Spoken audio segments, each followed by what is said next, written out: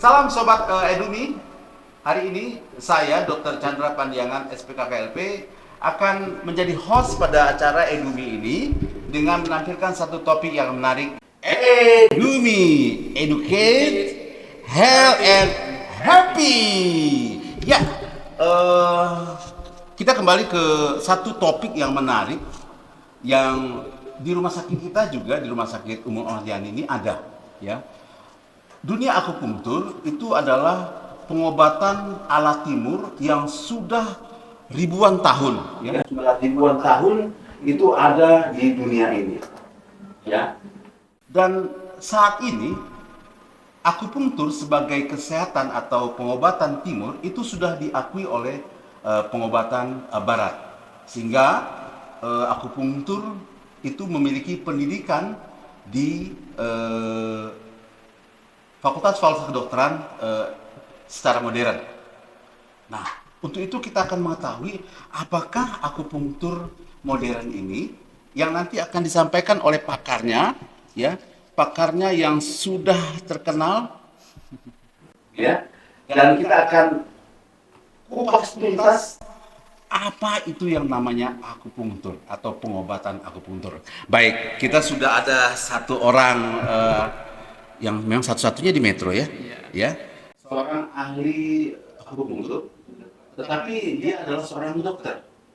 Ya, jadi bukan karena kursus, bukan karena mungkin secara online belajar, tapi adalah pendidikan khusus dokter spesialis akupunktur. Inilah dia Dokter Aprianto, spesialis akupunktur. Kami sangat sekali berterima kasih pada dokter yang sudah menyempatkan waktunya, ya, dengan kesibukan yang ada. Nah, kami akan bertanya ini beberapa hal tentang akupunktur. Dokter Apri, sehat ya hari ini? Sehat. Kita akan berbincang-bincang mengenai akupunktur. Masyarakat banyak masih bertanya. Akupunktur ini kan pengobatan tradisional, ya, pengobatan tradisional yang dulu itu dilakukan oleh para tabib-tabib, ya, terutama ini pengobatan yang berasal kalau tidak salah itu dari Cina, ya, dari Tiongkok, ya, dari Tiongkok. Nah, sekarang sudah ada di Indonesia, terutama di kota Metro. Apa sih ruang lingkup daripada akupunktur ini?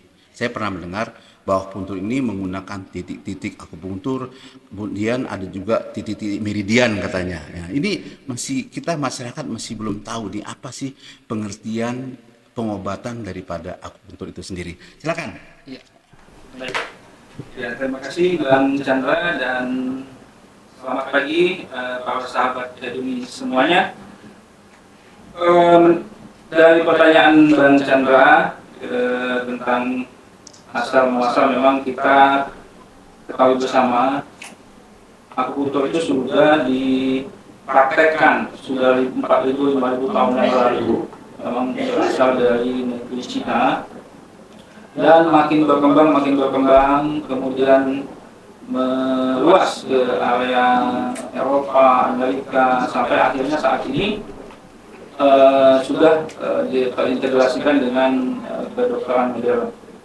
Asal muasal akupunktur itu dipraktekkan di Indonesia mulai tahun 1960.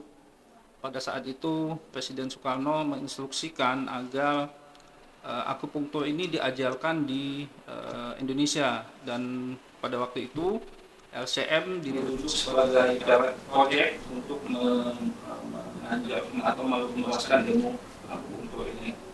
Dan kemudian makin berkembang, kemudian tahun 2009 WHO juga sudah merekomendasikan untuk mengintegrasikan akupunktur ke sistem kesehatan, dan juga sampai saat ini khususnya di Kota Metro ini, alhamdulillah saya sebagai dokter akupunktur di Rumah Sakit Ahmad Yani sudah mempraktekkan ilmu akupunktur untuk pengobatan kepada pasien-pasien. Seperti kita ketahui Bang Chandra, bahwa akupunktur ini adalah suatu metode pengobatan, di mana kalau akupunktur itu berasal dari kata akus dan punktur. Jadi akus itu jarum, punktur itu menusuk. Jadi kalau kita definisikan akupunktur itu adalah suatu metode pengobatan dengan menstimulasi tempat-tempat tertentu di seluruh permukaan tubuh untuk menimbulkan suatu efek terapi, efek pengobatan. Apa bedanya saat ini akupunktur medik yang berkembang di Indonesia, bahwa akupunktur medik itu berdasarkan atas prinsip-prinsip neuroscience dan evidence medicine. Tapi sebentar dulu, ini agak seram-seram dikit ya. Itu pakai jarum ditusuk ya, ya. Kita kena jarum pentul aja dikit itu sudah begitu kesakitan. Nah, ini prinsipnya bagaimana ya sampai jarum itu bisa membuat satu pengobatan, ya. Dan apakah penusukan itu terasa sakit gitu? Kalau enggak nih kita ketakutan nih, seram loh. Oke, Bang, terima kasih. Jadi sahabat Edumi, sebenarnya akupunktur itu tidak semua harus melalui jarum ya, untuk metode ini pengobatannya ya. Tetapi secara umum itu dengan menggunakan jarum akupunktur. Tapi bisa juga menggunakan akupressor, kemudian juga rase, Saya kan juga ada moksa. bisa juga dengan pemanasan gitu ya, kemudian juga bisa dengan sonopunktur, jadi atau juga akupunktur. Akupunktur ini kita menstimulasi titik-titik akupunktur itu dengan menggunakan aqua atau obat-obatan. Bisa juga dengan vitamin B12 ataupun dengan aquades. Tetapi pada umumnya sahabat Edumi, akupunktur itu menggunakan jarum untuk menstimulasi titik-titik akupunktur. Jadi tidak sembarang tempat yang bisa dilakukan stimulasi, karena perbedaan titik akupunktur itu memang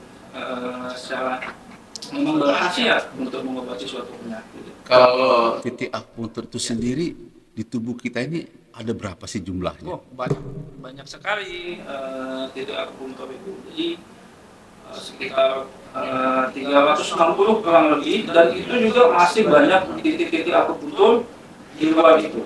Jadi mungkin kita wajibnya itu ada sekitar 360, tetapi di luar titik tersebut masih banyak lagi yang bisa kita gunakan. Dan apakah pada waktu terapi ya satu penyakit semua titik itu perlu dilakukan penusukan atau dirangsang?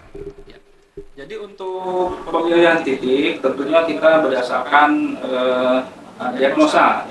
Jadi kita lakukan anamnesis, kemudian juga pemeriksaan fisik, kemudian tegaklah diagnosa medis dari pasien tersebut. Nah, untuk pemilihan titiknya tentu kita berdasarkan atas titik-titik yang memang sudah terbukti secara evidence medicine, kemudian juga secara empiris memang berguna untuk mengobati penyakit tersebut. Jadi kalau saya pribadi pada prinsipnya Bang, titik tersebut tidak perlu banyak, karena memang titik itu kan sebenarnya kita menusukkan jarum, tentunya akan membuat sensasi yang sedikit agak mungkin bisa dibilang nggak nyaman untuk pasien. Jadi prinsipnya sesuai menurut pemikiran saya itu kita sebisa mungkin sesedikit mungkin jarum, tetapi menimbulkan efek yang semaksimal Yang efisien untuk satu satu kasus penyakit ya. Oke, nggak semua mesti ditusuki semua. Waduh. Ya kalau kayak kita lihat ya di film-film sahabat Edumi, film kungfu lu kan, itu titik tuh bisa banyak di seluruh tubuh ya. Nah mungkin di dunia akupunktur modern ini sudah lebih dispesifikkan lagi ya, lagi di mana titik-titik yang betul-betul efisien untuk menterapi satu penyakit ya. Ya, betul. Ya baik, Dokter Apri. Seandainya misalnya ada seseorang yang mengalami gangguan ya satu penyakit ya, dan penyakit ini kan ada yang sifatnya memang akut, ada yang kronis. Nah sampai sejauh mana akupunktur ini dapat dilakukan?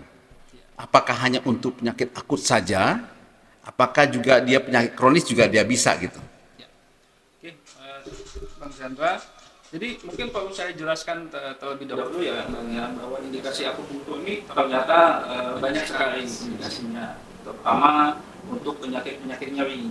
Jadi dari nyeri kepala, nyeri leher, nyeri pinggang, lutut, kaki. Jadi semua jenis nyeri itu bisa diobati dengan akupunktur. Kemudian juga untuk pengobatan penyakit-penyakit saraf, misalnya kelumpuhan, separuh badan, kemudian kelumpuhan wajah, kesemutan, macam-macam. Kemudian juga bisa kita gunakan pengobatan akupunktur ini untuk keadaan-keadaan fungsional lain, misalnya gangguan tidur, kemudian juga asma, kemudian untuk peningkatan stamina tubuh, itu gangguan stamina pria itu bisa juga. Bisa ya?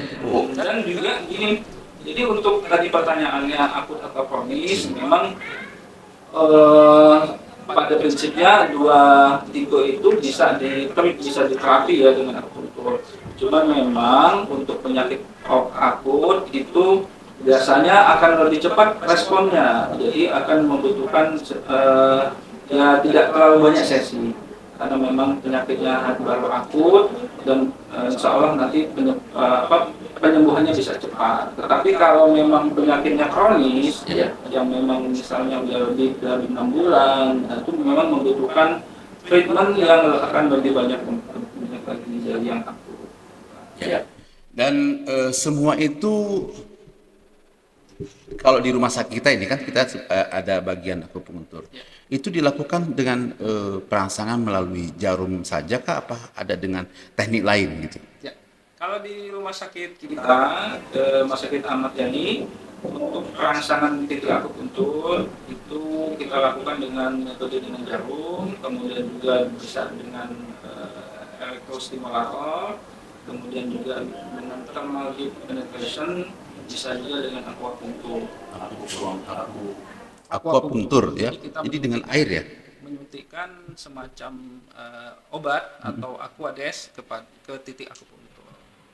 Itu pakai jarum juga disuntikan Iya, juga. betul. Tapi itu pakai jarum suntik karena memang kita menyuntikkan ini ya. Pada titiknya itu ya. Pada titiknya. Pada titiknya itu. Nah, dengan tujuan untuk memberikan stimulasi yang ya. lebih lama di titik akupunktur. Saya pernah juga mendengar ini, apakah ada persamaannya ataukah hanya masalah istilah saja?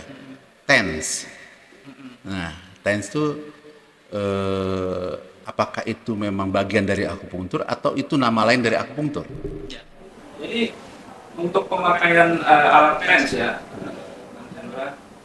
kalau di kita itu namanya elektrostimulator. Oh. Karena kalau TENS itu dengan menempelkan semacam pads ke tubuh ya. Biasanya itu yang menggunakan kan tenaga kesehatan lain atau dokter dari spesialisasi lain itu menempelkan pads di bagian tubuh pasien, kemudian dilakukan perangsangan listrik. Tetapi kalau di akupunktur bisa jadi alatnya sama dengan elektrostimulator, tetapi kita merangsang atau menghubungkan elektrode listrik itu ke jarum. Jadi memang lebih spesifik ke titik akupunkturnya. Oh, jadi tetap menggunakan jarum ya?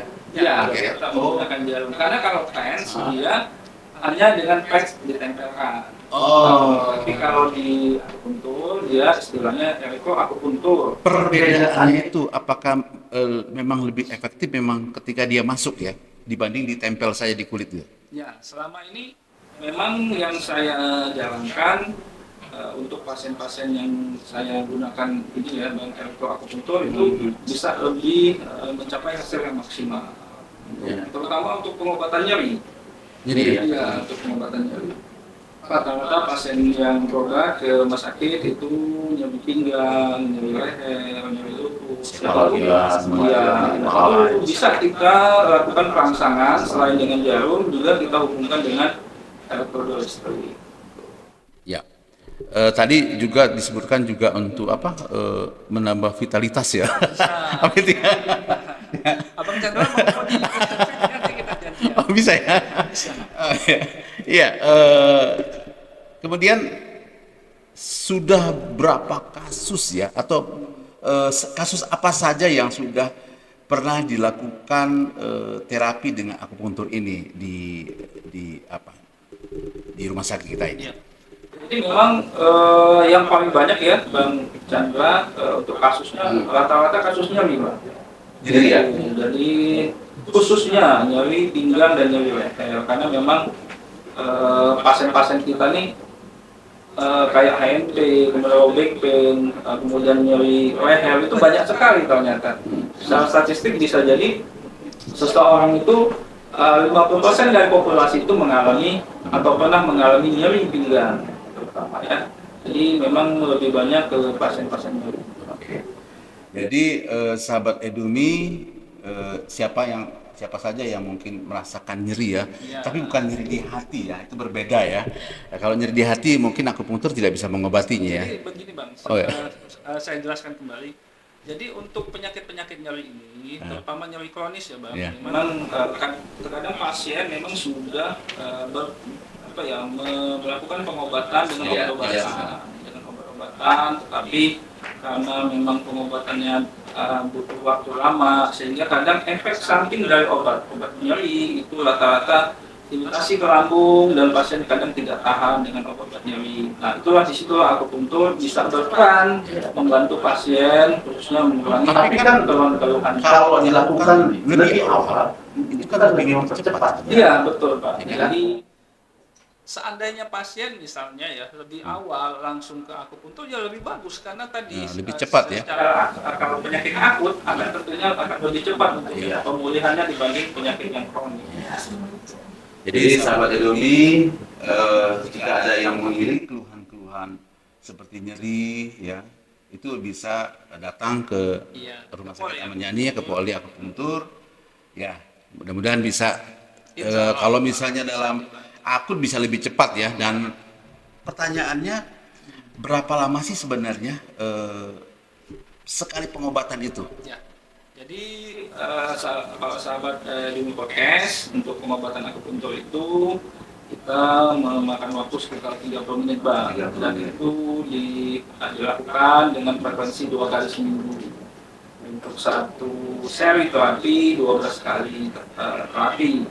Tetapi itu juga kan kita melihat perkembangan pasiennya Bang. Jadi kalau memang penyakitnya akut, tentunya beberapa kali saja masalahnya sudah teratasi. Kita tidak perlu sampai 12 kali. Dan tentunya kalau yang penyakitnya kronis itu kan memang membutuhkan kadang sampai 12 kali, bahkan bisa sampai 2 seri terapi.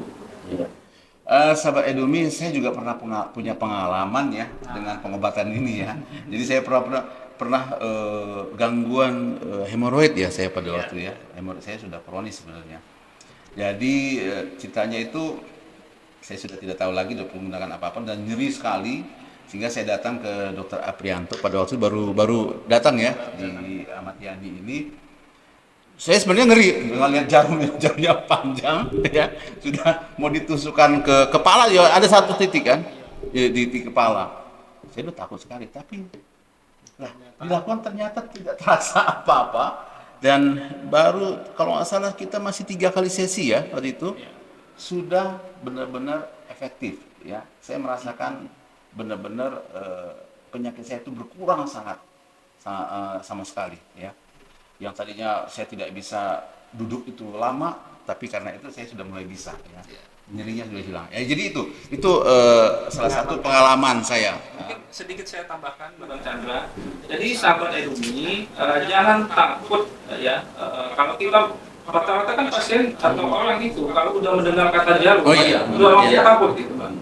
Jadi untuk pemakaian jarum akupunktur ini yang dipakai itu jarum teleponis yang sangat kecil. Nah, jadi diameternya hanya 0,20 mm. Jadi seperempatnya jarum pentul mungkin diameternya, dan itu sangat lentur sekali. Itu ditusukkan itu nggak menimbulkan nyeri yang sangat banyak. Jadi jangan takut untuk menjalani atau berkonsultasi ke akupunktur. Apalagi dilakukan pada titik-titik yang sebenarnya ya. Kemudian apakah bisa mengalami perdarahan ketika penusukan itu? Iya betul Bang. Terima kasih pertanyaannya. Jadi efek samping ya Bang. Iya. Ya. Jadi efek samping akupuntur itu pada dasarnya sih tidak terlalu bahaya ya Bang. Jadi mungkin hanya sedikit hematom bisa ya memar sedikit atau timbul pendarahan yang sedikit kita. Nah, jadi insya Allah aman di tangan tenaga medis yang memang kompeten. Iya. Jadi untuk efek samping sudah dipikirkan benar-benar tidak, bahwa itu sangat kecil sekali ya. Ya, insya Ya, Allah aman ya. Nah, ada beberapa kondisi mungkin ya yang tidak bisa dilakukan akupunktur. Apa saja itu? Nah, iya. Jadi ada memang kondisi-kondisi tertentu yang tidak bisa dilakukan akupuntur. Jadi sahabat ini tidak semua penyakit Bisa dilakukan akupuntur, ya. Jadi akupuntur enggak apa istilahnya untuk semua penyakit. Salah satu pengobatannya akupuntur enggak. Jadi ada penyakit-penyakit tertentu yang memang tidak bisa dikerjakan dengan akupuntur. Misalnya penyakit yang memang harus dibedah, Bang. Jadi misalnya batu ginjal, batu empedu, nah itu kan memang atau apendisitis itu memang penyakit yang harus dilakukan pembedahan dan itu langsung ke sahabat kita atau teman sejawat kita dokter spesialis bedah. Juga penyakit-penyakit emergency yang butuh penanganan secara cepat. Nah itu memang sebaiknya atasi dulu emergensinya. Kemudian kalau sudah teratasi, pasiennya sudah stabil, itu bisa dikombinasikan dengan pengobatan akupuntur. Jadi indikasi yang paling sering adalah nyeri ya. Ya. Selain itu, seperti yang tadi saya jelaskan, bisa untuk pengobatan penyakit saraf, kemudian peningkatan stamina tubuh, gangguan fungsional, bisa tadi insomnia, asma. insomnia bisa ya, bisa ya. Termasuk insomnia, penjelasan? Ya, masuk saya tadi itu jadi dikit. Lama. Ya, jadi bisa dibantu dengan pengobatan akupuntur. Ya, Dokter Abi, saya pernah mendengar bahwa akupuntur ini juga pernah digunakan untuk pembedahan. Maksudnya untuk sebagai pengganti anestesi. Apa benar itu? Untuk level-level tertentu ya? Ya, jadi itu namanya akupunktur analgesia, Bang. Jadi anestesi analgesia. Jadi memang pernah dilakukan juga di rumah sakit Cipto ya RCM. Pernah di ya, pernah dilakukan. Jadi untuk tindakan yang memang membutuhkan keahlian khusus untuk akupunktur analgesi. Untuk di rumah sakit kita juga belum bisa dilakukan. Ya. Tapi juga saya dengar juga itu selain anestesi dia juga tidak mengalami perdarahan loh. Saya pernah lihat di satu tayangan di TV ya tentang akupunktur yang digunakan untuk membantu pembedahan ya tadi itu ya seksio.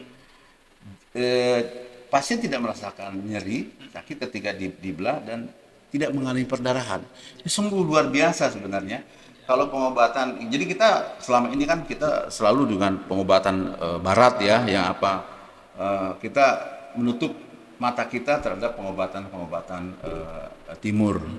Padahal salah satunya akupunktur ini luar biasa dan tidak bisa ditolak lagi ya. Karena sudah terintegrasi di sistem kedokteran kita, Bang, sistem kesehatan nasional dan sudah menjadi bagian dari kedokteran medis. Kita itu satu rukun dengan kedokteran fisik jadi. Ya. Selain itu ada nggak apakah memang kayak yang di film-film itu kan udah dikasih penusukan akupuntur jarum, kemudian diberikan obat-obatan yang kayak jamu-jamuan gitu, apakah juga di rumah sakit itu juga demikian atau memang berbeda gitu? Jadi sahabat ini akupuntur ini bekerja secara sinergis dengan pengobatan lain. Jadi bisa kita kombinasikan dengan pengobatan dari teman sejawat kita yang lain, misalnya pasien stroke itu sudah mendapatkan pengobatan dari sejawat spesialis neurologi, sudah diberikan obat-obatan. bisa kita kombinasi. Bisa. Jadi tetap pasien minum obat, kemudian kita bantu dengan pemulihan rehabilitasi untuk struknya. Kemudian bila dikombinasikan dengan yang lain, misalnya teman sejawat kita rehabilitasi medis, atau tadi pertanyaan, bagaimana kalau kita pakai herbal gitu? Ya. Pakai herbal sebenarnya boleh-boleh saja, bila memang herbal itu sudah terbukti bahwa menunjukkan bahwa advantage atau keuntungan dari suatu pengobatan penyakit ya sudah terbukti. Tetapi memang di rumah sakit kita ini belum bisa dikombinasikan dengan herbal, belum ya. Kita belum ada departemen itu. Mungkin juga akupunktur ini malah bisa meminimalisasi daripada penggunaan obat-obatan seperti anti nyeri ya. Iya. Ya, gitu. Mungkin itu ya. Ya, itulah. Jadi untuk pasien-pasien yang misalnya ya Bang, misalnya alergi terhadap obat, Ya. kemudian juga ada efek samping obat yang nggak bisa ditolerir sama pasien. Nah, itulah di situ akupunktur berperan. Nah, ya. jadi beliau bisa mengurangi obat-obatnya dan bisa di satu sisi bisa mendapatkan tingkat kesehatan yang lebih baik lagi. Iya. Dengan akupunktur. Nah, kita sudah bicara tadi panjang lebar tentang titik akupunktur dan sebagainya. Tapi di mana sih sebenarnya titik akupunktur itu diletakkan? Di bagian tubuh mana saja kah? Iya. Jadi titik akupunktur itu terletak di hampir seluruh tubuh ya Pak. Iya. Jadi yang dilapisi permukaan kulit itu hampir seluruh tubuh ada titik akupunkturnya. Tapi memang titik akupunktur itu spesifik, jadi tidak bisa kita menusukkan di sembarang tempat di tubuh ya. Kita harus tahu lokasinya yang tepat di mana. Kemudian juga khasiatnya dari titik tersebut kita harus tahu, dan mungkin berperan juga pengalaman kita sebagai praktisi kesehatan itu bahwa ternyata bisa jadi titik ini yang sudah diteliti secara evidence based bermanfaat, ternyata lebih besar manfaatnya kalau kita praktekkan kepada pasien gitu. Jadi memang spesifik titiknya Bang. Misalnya kalau jadi notifikasi titik itu sekarang sudah terstandarisasi dengan WHO, jadi dia pakai standar notifikasi misalnya titik LI4. Nah, di sini jadi ya, jadi di mana-mana sudah tahu, jadi notifikasi LI4, L1, L2, L3 gitu. Jadi maupun di bagian negara manapun sudah Sama standar yang sama ya. Di titik tersebut ya. Kan ada seperti yang sama dengan yang seperti kalau kita melihat ada barang-barang untuk pengobatan sebenarnya sendal gitu ya, katanya dia ada pakai titik akupunktur. Apa benar itu yang kayak gitu, ada gambarnya itu? Apakah itu yang sandal itu?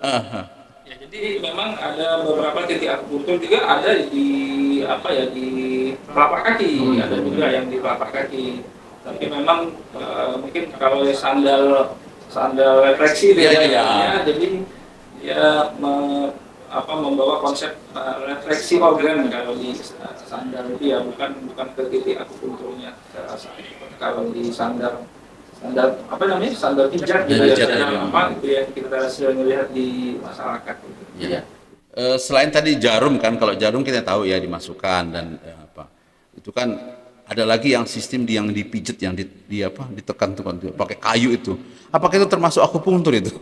Ya, jadi kalau yang dilakukan penekanan itu dinamakan akupressure. Bisa dengan tangan gitu ya, dilakukan pemijatan ya atau penekanan ringan, atau juga bisa menggunakan alat bantu. Alat bantu tadi yang seperti Bang Chandra tadi bilang bisa menggunakan semacam stick tongkat. Jadi akupressure itu bisa juga bermanfaat untuk pengobatan, terutama kalau memang untuk pengobatan kita pribadi semua bisa mengerjakan, misalnya untuk kasus-kasus yang sering terjadi di kantor, di manapun kita berada, misalnya sakit kepala, di mana sih tempat yang kita lakukan akupressure, misalnya di bagian titik GB20 misalnya ya. Jadi kita lakukan akupressure secara santai Secara mandiri ya, secara mandiri ya, ya. dan itu pun diajarkan di tenaga kesehatan oleh Coba dokter bisa sedikit ya untuk kasih ke para sahabat Dumi ya.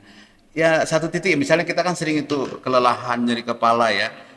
Bagaimana secara untuk mandiri bisa kita lakukan? Ini contoh aja ya. Mungkin sahabat Edumi di rumah bisa mengetahui dan bisa melakukannya. Itu yang salah satu aja tentang bagaimana ketika kita merasa lelah dan apa ya ada sedikit rasa nyeri kepala gitu. Bagaimana untuk tindakan? ya, jadi sahabat ini untuk misalnya kita self acupressure ya, jadi melakukan pengobatan sendiri di rumah, di kantor, misalnya kasusnya sakit kepala, kita bisa melakukan pemijitan di daerah belakang kepala, tengkuk. Jadi dilakukan penekanan ringan dan juga di daerah yang tadi yang saya bilang L4 haku namanya. Jadi tempatnya di pertengahan antara tulang metacarpophalangeal ini, dia pertengahannya kita atau kalau secara mudahnya ambil titik yang paling menonjol ini ya. untuk ambil tangan kita kepalkan ini ya, kita lakukan penekanan ringan. Nah itu bisa juga dilakukan penekanan ringan sambil kita merasakan sensasinya. Tentunya pada saat kita melakukan penekanan itu ada sensasi rasa pegal. Nah, itu bisa menimbulkan efek anti nyeri atau relaksasi di gangguan kita tadi. Atau ada juga yang di daerah kaki itu bisa kita lakukan pemijitan ringan kan, itu bisa kita lakukan sendiri baik di kantor. Itu frekuensinya berapa lama tuh dok? Untuk penekanan ringan bisa sekitar 2-3 menit. 3 menit ya. Satu titik bisa bergantian kiri kanan. Diulang-ulangi lagi ya sampai rasa nyeri atau apa di kepala itu bisa hilang ya. Reaksi rileks dan Biasanya kalau yang akut begitu itu pengalaman tuh berapa lama dengan kalau titik? yang akut bisa cepat. Bisa cepat reda ya. Setelah kita melakukan acupressure, itu bisa langsung kita rasain. Nyerinya bisa berkurang. Kayak tadi yang tadi di belakang kepala tadi. Sambil gini ya. Gak usah terlalu sampai muncul lagi. Gak usah dilihat gitu aja ya. Jadi dengan penekanan secara ringan aja, yang penting kita merasakan ada sensasi kayak terasa pegal sedikit gitu. Nah itu yang bisa sahabat Edumi lakukan ketika mungkin merasa lelah atau terutama yang bekerja di depan komputer yang mungkin agak gampang lelah mata dan sebagainya, membuat nyeri kepala, bisa dilakukan secara mandiri dengan cara di belakang ini seperti tadi dilakukan oleh dokter ya. Untuk ini kan namanya acupressure Bang. Jadi untuk acupressure ini memang sudah diajarkan sudah oleh Kementerian Kesehatan kepada tenaga dokter, tenaga kesehatan lain di puskesmas. Jadi ada sebagian puskesmas yang membuka poli acupressure ya. Itu bisa diajarkan ke masyarakat secara luas karena sangat mudah, bisa dilakukan sendiri di rumah dan hasilnya bisa sangat bermanfaat. Di Indonesia dari tadi sudah berlangsung sejak tahun? Ya, untuk pionirnya ya, dari tahun 1960 ya. Pada saat itu Presiden Soekarno menginstruksikan agar ilmu akupunktur ini diajarkan lagi. Apakah dulu sudah langsung dilakukan oleh dokter? Atau memang masih tenaga pengajar awal itu adalah dokter-dokter dari Cina. Yang tenaga awal masuknya akupunktur ke Indonesia. Sementara itu keahlian ini sendiri sudah dimulai atau spesialisasi ini sudah dimulai sejak tahun berapa dok? Jadi mulai muktamar yang di muktamar sebelum yang di Palembang itu, itu sudah mengakui organisasi profesi PDAI, sudah termasuk di organisasi profesi IDI. Jadi kalau mulai diajarkan di kolegium itu membuka prodi akupuntur akupunktur itu mungkin sekitar tahun 97 ya. Sudah diajarkan di Universitas BIS, dalam hal ini Universitas Indonesia. Tapi sebelumnya itu hospital BIS di rumah sakit CN. Ya. Dokter Apri, kalau masyarakat ingin melakukan pengobatan ini di Rumah Sakit Ahmad Yani, itu hari-harinya kapan sih polinya dibuka? Iya. Jadi poli akupuntur kita buka setiap hari dari jam 8 sampai jam 12, Senin sampai Jumat.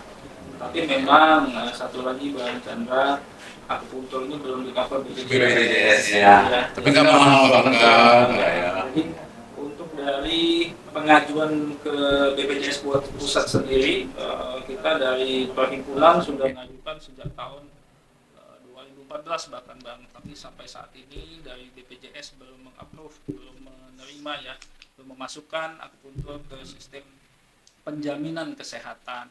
Dan ternyata pasien-pasien itu sangat berharap ya, sahabat Edumi berharap banget bahwa akupuntur ini bisa di-cover BPJS, walaupun memang secara biaya insya Allah tidak terlalu relatif tidak terlalu tinggi. Ya, sahabat Edumi, kota metro walaupun kotanya tidak besar, kota kecil, tapi kita punya alternatif pengobatan yang sungguh luar biasa, yang saat ini menjadi salah satu pilihan daripada masyarakat, yaitu akupunktur. Ya. Nah, terima kasih kepada Dr. Aprianto. Mungkin sedikit Bang, statement. Boleh? Oh iya, silakan dulu ya. Mungkin sebelum kita tutup ya, silakan. Jadi para sahabat Edumi, untuk kita mencari solusi terhadap suatu penyakit, tentunya kita tidak harus berpikir obat-obat. Ada pengobatan yang tanpa obat-obatan misalnya. Jadi dengan akupuntur, insya Allah dapat membantu mengatasi penyakit-penyakit yang dialami. Ya, demikian. Terima kasih kepada Dr. Aprianto, spesialis akupunktur, yang dalam kesibukannya sehari-hari bisa meluangkan waktu di podcast Edumi ini, dan mungkin untuk hari-hari berikutnya kita bisa lebih lanjut lagi. Banyak ini yang belum kita bongkar secara habis ya. Ya, terutama tentang akupuntur ini. Ya, demikian sahabat Edumi. Satu topik yang luar biasa yang hari ini sudah kita sampaikan, yaitu mengenai akupunktur. Edumi, educate, health and happy.